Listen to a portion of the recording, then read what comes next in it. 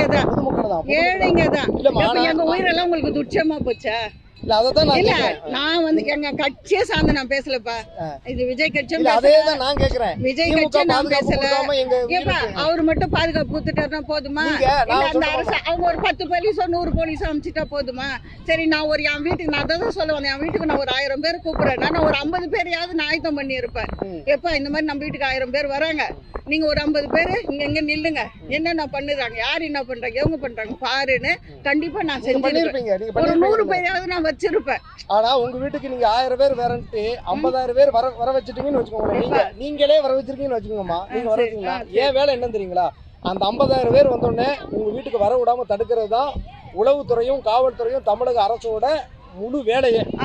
அதுக்கு தான் நாங்க நீங்க செஞ்சாலும் அதுக்கும் ஒரு கதை உருவாயிடும். உயிர் தப்பிச்சிருக்கும்ல. உங்களுக்கு காப்பாத்துறதுக்கு ஒரு வழிதான். உங்களுக்கு திமுக அரசு வந்து பழி போட்டு நாங்க குறைய சொல்லி 41 உயிரை கொண்டுட்டீங்களே. ஏடிஎம்க்கும் சரி திமுகவும் சரி. நீங்க கேக்குறமா உங்க பேரு கெட்டு போயிடக்கூடாதுங்கிறதுக்காக 41 உயிரை கொண்டுட்டீங்க. நான் வந்து